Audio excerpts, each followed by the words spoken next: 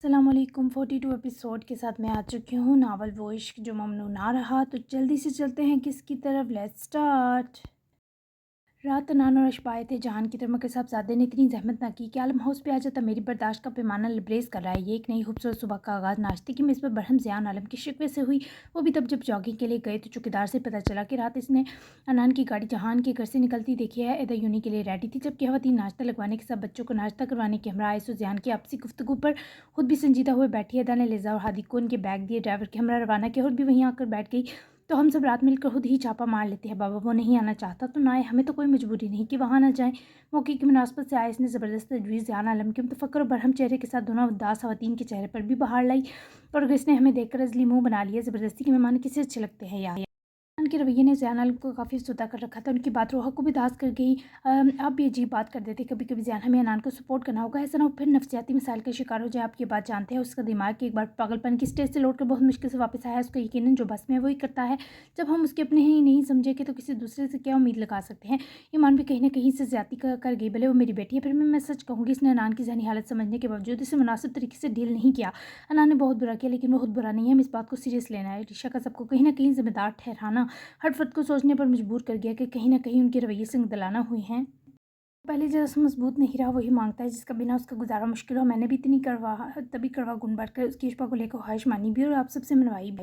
Personal psychiatrist doctor Javed हजूरी ने call करके अनान की कंडीशन बताई मुझे। वो थाईलैंड में पिछले 3-4 माह से उनके पास हर वीक जाता है। भी जानता है अपनी मेंटल हेल्थ हमें से सपोर्ट करनी होगी, वरना मेरा बच्चा फिर से पागल ना हुआ तो मैं उसकी हालत बर्दाश्त नहीं कर पाऊंगी। मुझे जब ईमान ने बताया अशबा से मोहब्बत करती है तो मुझे उसके लिए ईमान से ज़्यादा अशबा बेहतर लगी, क्योंकि अनान को कोई ऐसा साथी कभी ना संभाल पाता जो उससे दिली वाबस्तगी ना रखता हो। उसकी ईमान दोनों के नीचे लाड़ उठवाने वाली हो। ऐसे दो लोग दोस्त बन सकते हैं, हम सफ़र नहीं। रोहा की तकलीफ दबाते हुए उनकी शावत हर फर्द के लिए बायस तशवीश थी। आपने ये बात पहले क्यों नहीं बताई? क्या वो फिर से मेंटल डिसऑर्डर के शिकार मुकाबले की बातें ज़ियान को आज़रदा करके इधर से जोए ने इसे कुछ ऐसी ड्रग्स दी थी जो अनान ने पहले बिगड़ी सेहत पर बुरा असर करके अब जानते हैं उसे सारी ज़िंदगी कितनी एहतियात बरत कर गुजारनी अगर वो खुद को बेहतर चाहता है।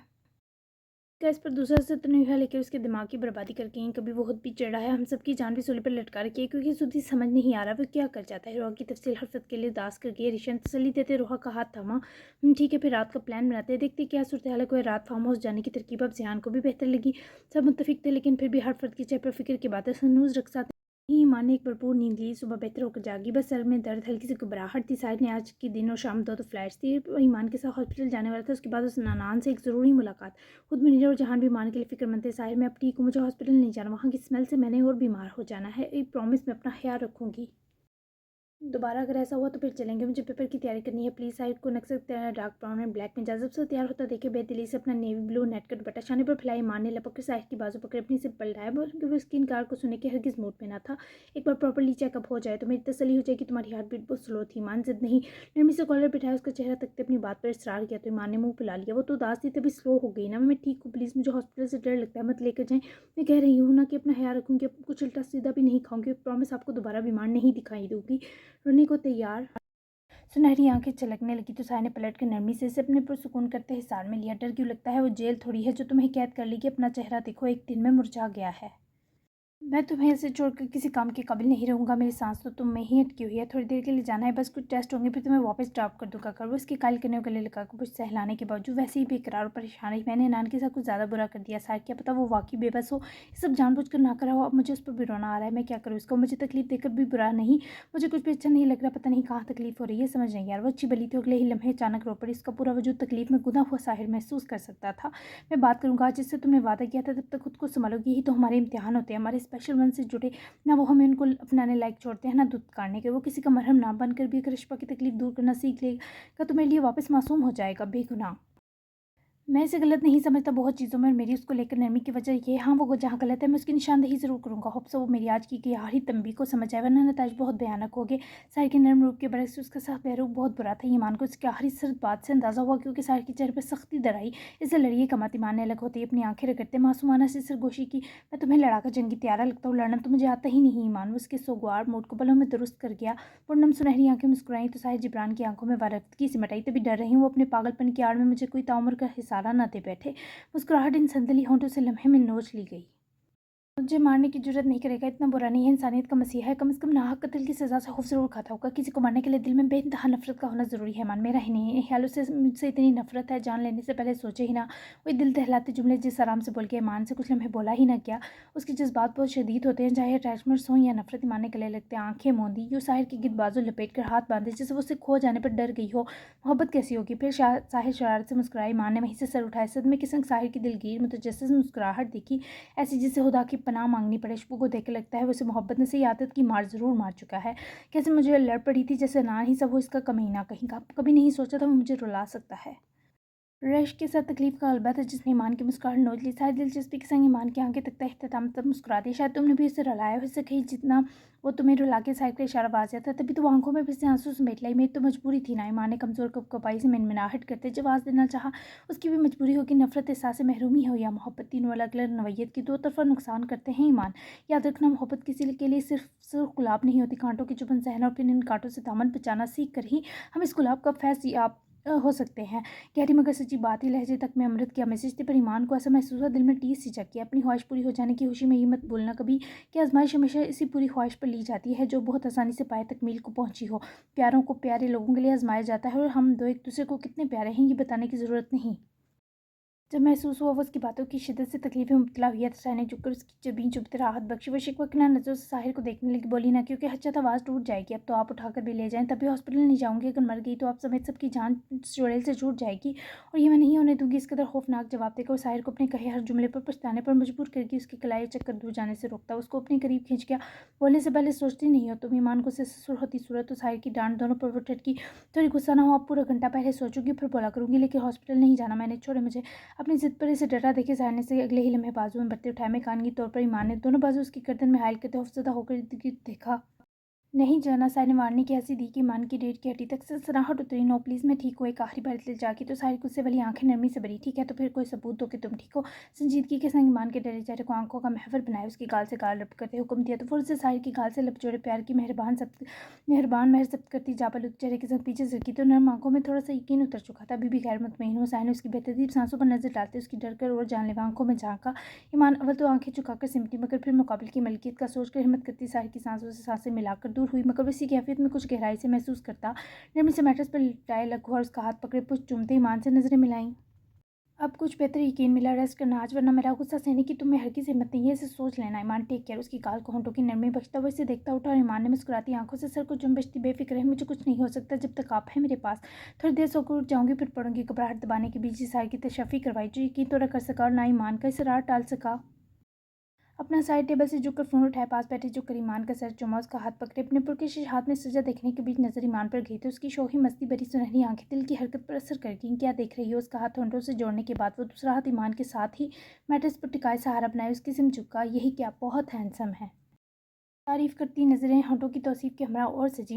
याद रखना अपना, मेरे आने तक मेरी आज 2 फ्लाइट्स भी हैं और मैंने कुछ कैश रखा है, ड्रॉ में यूज़ कर सकती हो। लंच स्किप मत करना, मम्मी जो खिलाएं चुपचाप खा लेना, ज़्यादा पढ़ने की भी ज़रूरत नहीं फिलहाल, फर्स्ट आने के चक्करों से निकल आओ। तो बस एक नंबर के साथ भी ग्रेजुएशन पूरी कर लो तो मेरे लिए मेरी ईमान ही रहोगी, किसी चीज़ को सर पर सवार करने की ज़रूरत नहीं।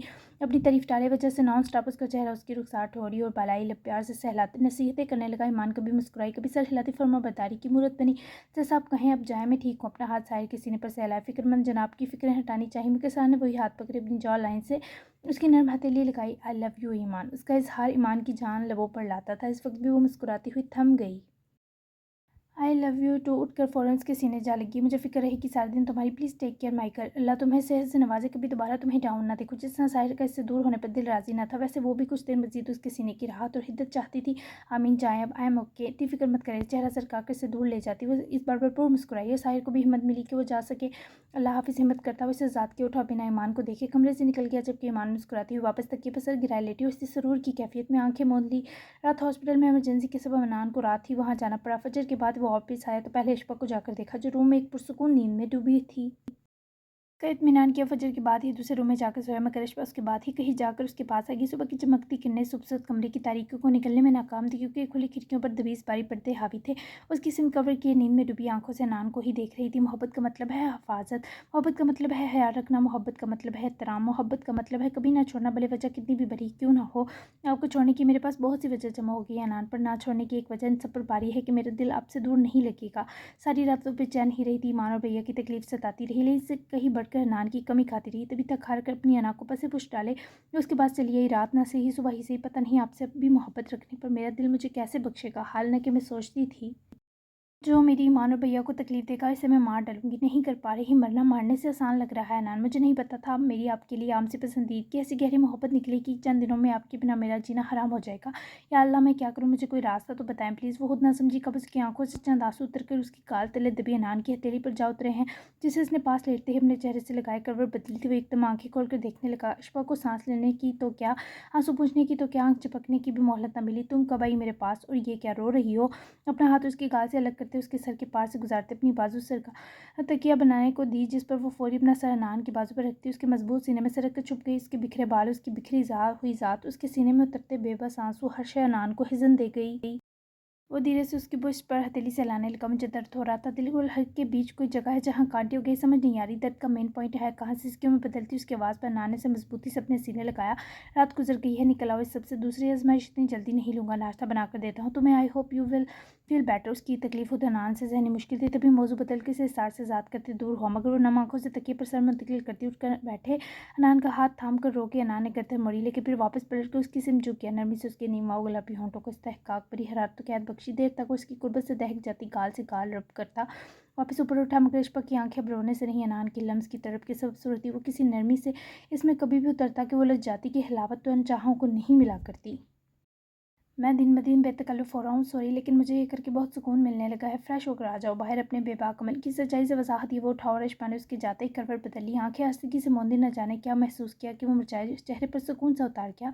10 मिनट, 20 मिनट, 30 मिनट वो इसी कैफियत में बेसुध रही और फिर उठकर वॉशरूम में जाकर अपने चेहरे को धोया, हथेलियों को फेर कर चेहरे की नमी मिटाई और फिर निकल कर कमरे से निकलती अपने वाले रूम में गई। कपड़े चेंज किए, बाल टाई किए और हाथ दुरुस्त करती जब नीचे आई तो किचन से खुशबू आती महसूस की वो सीधी इसी तरफ पड़ी।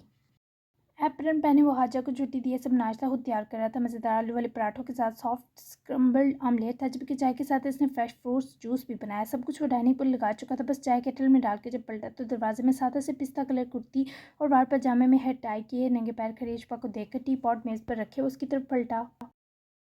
सादा सा नाश्ता बनाया है, आ जाओ। उसके लिए कुर्सी पीछे को सरकाई तो इश्फा बिना कोई इतराज़ किए आकर बैठ गई। नान ने उसकी प्लेट में काफ़ी छोटे से साइज़ का पराठा रखा, ऑमलेट डाला और सॉस की छोटी सी डिश भी करीब सरकाई। जबकि चाहिए जूस में वो उसके लिए खुद ही गिलास में जब जूस पोर करने लगा तो वो मना कर गई।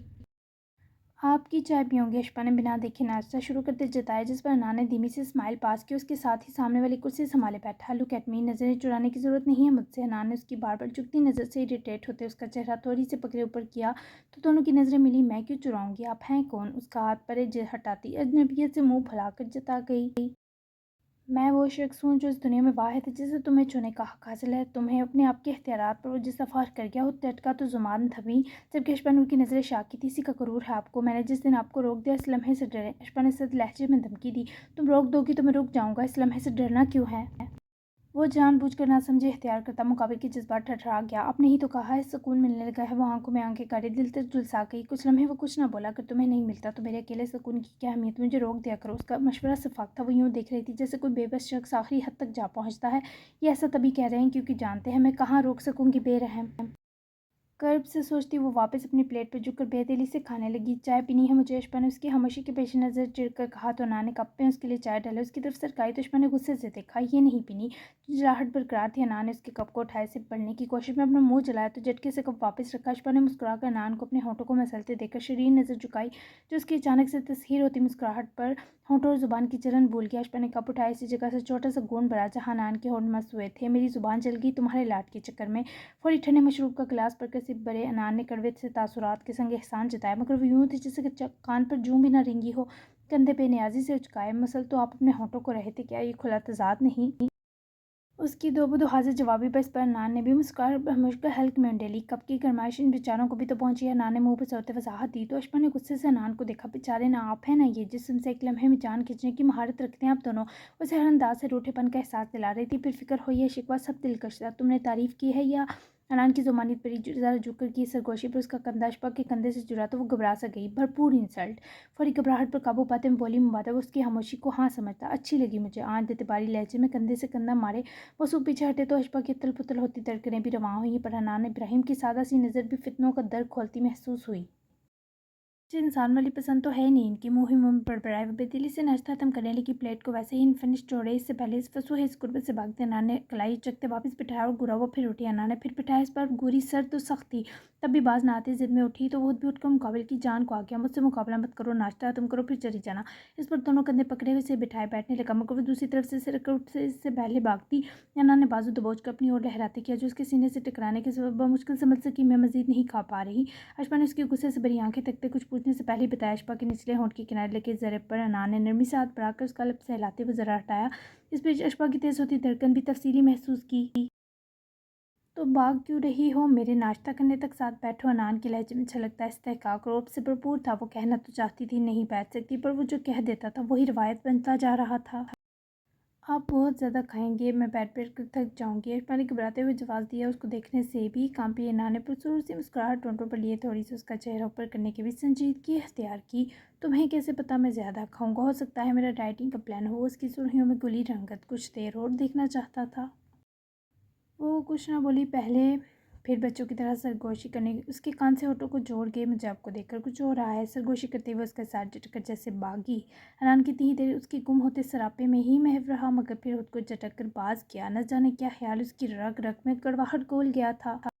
इनके हस्बैंड कहाँ हैं? कोर्ट में उनको भी पेश होना चाहिए। जोए और मोहिब इस वक्त वकील के ऑफिस में मौजूद थे। कुछ देर तक उनकी कोर्ट रवानगी थी। वकील के सवाल पर जोए ने घबराकर साथ बैठे मोहिब को देखा। इसके सिग्नेचर है ना, तो उसकी क्या ज़रूरत है? वैसे भी ये थाईलैंड की रिहायशी है। इस मुताबिक डिवोर्स के तमाम इख्तियार जोए फरजाम के पास हैं। वो इसे ज़ुबानी तलाक भी दे चुका है। पेपर्स तक इसी ने बनवा कर साइन किए। मेरा नहीं ख्याल मज़ीद इसकी ज़रूरत है। मोहिब ने स्पॉट लहजे में वकील को जैसे टरखते जवाब दिया। इतनी संजीदा सूरत हाल में भी जोए लम्हा पर मुस्कुराई। इसे मोहिब के लहजे में जैल सी वाजिया महसूस हुई। बात तो ठीक है लेकिन असूली तकाजा किया था मैंने। यकीनन जज साहिबान भी अनान इब्राहिम की घर मौजूदगी के बारे पूछेंगे। वकील बोलते हुए अकलाया ये जज को बता दे कि खुद 2 करोड़ हक महर की शिक के सबब आपसी रंजिश है जिसकी वजह से वो साथ नहीं आ सका। इनके पर्सनल इश्यूज़ हैं। आप बराए मेहरबानी सिर्फ केस पर गौर करें। मंसूर साहब आपको इसीलिए कल ही सारी तफसील भिजवाई थी ताकि मामला हमारे हक में हो। मुहिब का लहजा ना चाहते हुए भी खुरदरा हुआ जबकि मंसूर साहब उसके बाद सुकून करते दिखाई दिए। वहाँ से उनकी सीधा कोर्ट रवानगी थी जहाँ 1 घंटे के लीगली प्रोसेस के बाद हक महर वाले मसले को हल किए फाइनली जोए फरजाम मुकम्मल तौर पर नान इब्राहिम की वजह से छुटकारा पा गई। वो दोनों साथ ही कोर्ट से बाहर निकल कर गाड़ी की तरफ गामजन थे जब जोए ने गाड़ी के पास पहुँच कर रुकते हुए रश को अपनायत से मुहिब को देखा जो उसके लिए कार डोर ओपन किए मुँह फेरे खड़ा था जिसे कुछ लेना देना ना हो। Thank you Mohib Baloch. जज्ब से बड़े शुक्रिया को सुनने के बाद जो उसे दिखने पर मजबूर हुआ। दिल आज मोहिब का भी पुरसुकून था। अब ये लड़की आज़ाद थी, इस पर किसी का साया बाकी न था। अपना थैंक यू अपने पास रखो, गुस्सा मत दिलाओ। तन तनाते हुए जाड़ कर वापस मुंह फेरा मगर वो धीमा सा मुस्कुरा दी। अब तुम मेरे हो ना? मुस्कुराहट समेत थी वो उसकी आवाज़ चकर गई। सादा सा जुमला लेकिन तबाह करता लहजा। किस किस्म की बकवास है ये? मोहिब का दिल चाहा यहीं उसकी बाजू दबोच कर डांट डाले पर बड़ी दिक्कत से अपने उमड़ते जलाल को काबू कर सका। आई एम सॉरी, ज़ुबान स्लिप होगी। चलें, फरजाना आंटी ने कहा था जल्दी वापस आ जाना। नजरें लहजा पर झुकाकर वापस उठाए। मोहिब को एक असील तेवर देखती वो माजरत कर उठी जबकि मोहिब ने उसके चुपचाप बैठ जाने पर जबरे बेंच डाले। कार डोर बंद किया और पलट कर ड्राइविंग सीट संभाले बैठा। यकीनन कोई और जोए होगी। मैं खुशफहमी में मुब्तला, पता नहीं किस सिम निकल पड़ी। निकाह नहीं करूँगी तुमसे मोहिब, बेफिक्र हो। इतने अच्छे इंसान को इम्तिहान में डालना मुनासिब नहीं। मैं चंद दिन में मुकम्मल मज़हब सीखने की कोशिश करूँगी और वापस चली जाऊँगी। यही सबसे बेहतर फ़ैसला है। मोहिब के साथ बैठने के बावजूद वो गर्दन मोड़ कर बाहर खिड़की से झांक कर कब नाक खोए सोचने लगी। मोहिब की बेइज्जत चेहरे और बेजारियत से आज सच्ची में तकलीफ देगी। जबकि मोहिब ने एक नज़र जोए पर डाली। वो उसको सीट बेल्ट ना पहनता देखे हो चुका तो जोए ने फ़ौरन चेहरा वापस मोड़ा। दोनों के चेहरे बहुत करीब आए लेकिन मोहिब ने उसकी आंखों में नमी देखकर सीट बेल्ट बांधने को छोड़े। उसके आंसू देखते हाथ बढ़ाया और एक कहानत में बहता आंसू मोहिब की अंगूठे की पोर में जज्ब हो गया। तुम्हें नान से अलग होने पर दुख हो रहा है? ये आंसू मोहिब के सवाल पर फौरी हंस कर ज़रा परे से कि जैसे अपने साए तक को महब से एक फ़ासले पर रहने के गुरेज सिखाना चाहती हो, और नहीं तो दुःख क्यों होगा। अच्छा है जान छूट गई, बस वैसे ही तुम पर रहम आया तो ये फ़िज़ूल आँसू बह निकला तुम्हारी हमदर्दी में। अगर तुम मुझे वक्ती तौर पर भी निकाह में कबूल नहीं करना चाहते तो। दिल हराशी से हंसती मुस्कुराई, फिर संजीदगी से बात मुकम्मल करनी चाहिए, मगर मुहिम ने देखा ही कुछ यूँ कि वो खामोश हो गई। जो बात तय हो गई समझो हो गई। चैलेंज करके पीछे हटना चाहती हो, ये तो नहीं करने दूंगा। मोहिब भले गुस्से में था, पर उसके जुमले ज़ोई को उलझा गए। क्या मतलब है तुम्हारा? ज़ोई ने बेयकीन नज़रों से मोहिब के शरत बार तासुरात देखते घुटी सरगोशी में इस्तफसार किया। जल्द ही निकाह को बहुत शौक था तुम्हें मेरी बीवी बनने का। पूरा करता हूँ ये शौक, तब तक मुझ पर तुम्हें रहम खाने की कतई ज़रूरत नहीं। खुद पर रहम खाओ, इसकी ज़रूरत पड़ने वाली है। सदोस्पार तबो लहजे में सुलगते हुक्म से ज़ोई को साकिन करता वो पीछे हटा, मगर ज़ोई कितनी ही देर सुन कैफियत में से देखी गई। कैसा अजीब इंसान है ये, इतना सख्त। ज़ोई की आंखें इस बार तवातर नम हुई। तभी तो वापस चेहरा फेरते हुए वो अपना सीट बेल्ट भी बांध गई, ताकि वो दोबारा उसके करीब ना आ सके। जारी है, कैसी लगी कि ज़रूर बताइएगा, और चैनल सब्सक्राइब करना मत भूलिएगा। प्यारो शोर के लिए माजरत, क्योंकि अभी बहुत ज़्यादा शोर है आसपास, तो मैंने फिर भी रिकॉर्डिंग की है आप सबके लिए। तो अच्छे अच्छे रिव्यूज़ देना मत भूलिएगा। मिलते हैं 43 एपिसोड में, तब तक के लिए अल्लाह हाफिज़।